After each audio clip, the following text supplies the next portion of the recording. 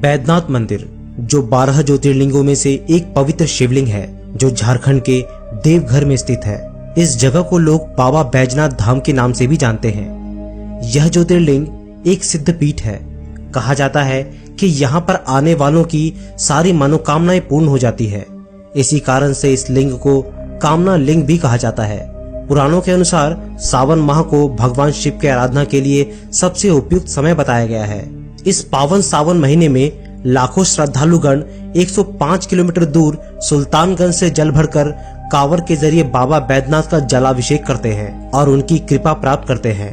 बैद्यनाथ धाम में स्थित इस शिवलिंग के पीछे की कहानी इतनी पौराणिक और दिलचस्प है, जिसे सुनकर आप भी इस पावन धाम के दर्शन करना जरूर चाहेंगे।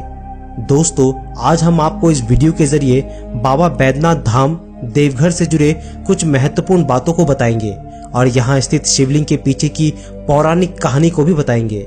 आप देख रहे हैं अद्भुत टीवी इंडिया। वीडियो अगर अच्छा लगे तो लाइक जरूर कीजिएगा और चैनल को सब्सक्राइब करना मत भूलिएगा। बाबा बैद्यनाथ का धाम भगवान शिव के 12 ज्योतिर्लिंगों में से एक है। इस ज्योतिर्लिंग को मनोकामना लिंग भी कहा जाता है। इस ज्योतिर्लिंग के पीछे की यह मान्यता है कि राक्षस राज रावण ने कैलाश पर्वत पर घोर तपस्या के बाद इसे वरदान स्वरूप में प्राप्त किया था। बैद्यनाथ ज्योतिर्लिंग एकमात्र ऐसा ज्योतिर्लिंग है जहां शिव और शक्ति एक साथ विराजमान है। पुराणों के अनुसार सुदर्शन चक्र के प्रहार से यहीं पर मां शक्ति का हृदय कट के गिरा था। बैद्यनाथ दरबार 51 शक्ति पीठों में से एक है। कहते हैं शिव और शक्ति के इस मिलन स्थल पर ज्योतिर्लिंग की स्थापना खुद देवताओं ने की थी। बैद्यनाथ धाम के बारे में कहा जाता है कि यहाँ मांगी गई मनोकामना काफी देर में लेकिन पूर्ण जरूर होती है। भगवान श्री राम और महाबली हनुमान जी ने श्रावण माह के दौरान यहाँ कांवड़ यात्रा भी की थी। यहाँ ज्योतिर्लिंग नीचे की ओर दबा हुआ है। शिव पुराण और पद्म पुराण के पाताल खंड में इस ज्योतिर्लिंग की महिमा गाई गई है। मंदिर के समीप एक विशाल तालाब भी स्थित है। बाबा बैद्यनाथ का मुख्य मंदिर सबसे पुराना है, जिसके आसपास अनेकों अन्य मंदिर भी बने हैं। बाबा भोलेनाथ का मंदिर मां पार्वती जी के मंदिर से जुड़ा हुआ है।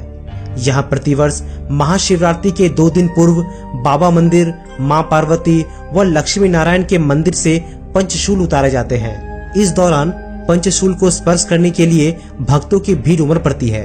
ये तो थी कुछ रोचक बातें बाबा बैद्यनाथ धाम के बारे में। चलिए अब बात करते हैं यहाँ स्थित शिवलिंग की स्थापना की, जो कि बहुत दिलचस्प है। पौराणिक कथाओं के अनुसार दशानन रावण भगवान शंकर को प्रसन्न करने के लिए हिमालय पर घोर तपस्या कर रहा था। वह एक एक करके अपना सिर काटकर शिवलिंग पर चढ़ा रहा था। 9 सिर चढ़ाने के बाद जब रावण 10वां सिर काटने वाला था, तब भोलेनाथ ने प्रसन्न होकर उसे दर्शन दिए और उससे वर मांगने को कहा। रावण के पास सोने की लंका के अलावा तीनों लोक में शासन करने की शक्ति तो थी, साथ ही साथ उसने कई देवता, यक्ष और गंधर्व को भी कैद करके लंका में रखा हुआ था। इसी वजह से रावण ने यह इच्छा जताई कि भगवान शिव भी कैलाश छोड़कर लंका में रहे। इसीलिए उसने कामना लिंग को ही लंका ले जाने का वरदान मांग लिया। शिव जी ने अनुमति तो दे दी, पर इस चेतावनी के साथ दी कि यदि वो इस कामना लिंग को पृथ्वी के मार्ग में कहीं रख देगा तो वो वहीं अचल होकर स्थापित हो जाएगा। महादेव की इस चेतावनी को सुनने के बावजूद भी रावण शिवलिंग को ले जाने के लिए तैयार हो गया। इधर भगवान शिव की कैलाश छोड़ने की बात सुनते ही सभी देवता चिंतित हो गए। इस समस्या के समाधान के लिए सभी देवता भगवान विष्णु के पास गए। तब श्री हरि ने लीला रची। उन्होंने वरुण देव को आचमन के जरिए रावण के पेट में घुसने को कहा। जब रावण आचमन करके शिवलिंग को लेकर श्रीलंका की ओर चला तो उसे देवघर के पास लघुशंका लग गई। शिवलिंग को हाथ में लेकर लघुशंका करना उसे उचित नहीं लगा, इसलिए उसने अपने आसपास देखा कि कोई मिल जाए ताकि उसे शिवलिंग थमाकर लघुशंका से वो निवृत्त हो सके। कुछ देर के बाद ही उसे एक ग्वाला नजर आया, जिसका नाम बैजू था। कहते हैं उस बैजू नाम के ग्वाले के रूप में भगवान विष्णु वहां आए थे। रावण ने उस ग्वाले से कहा कि वो शिवलिंग को पकड़ कर रखे ताकि वो लघुशंका से निवृत्त हो सके, और साथ ही साथ उसने ये भी कहा कि शिवलिंग को भूल से भी भूमि पर नहीं रखना। रावण जब लघुशंका करने लगा तब उसी लघुशंका से एक तालाब बन गया, लेकिन रावण की लघुशंका नहीं समाप्त हुई। ग्वाले के रूप में मौजूद भगवान विष्णु ने रावण से कहा कि अब बहुत देर हो चुकी है, अब मैं और शिवलिंग उठाए खड़ा नहीं रह सकता। इतना कहकर उसने शिवलिंग को भूमि पर रख दिया। इसके बाद रावण की लघुशंका भी समाप्त हो गई। जब रावण लौट कर आया तो लाख कोशिशों के बावजूद भी शिवलिंग को उठा नहीं पाया।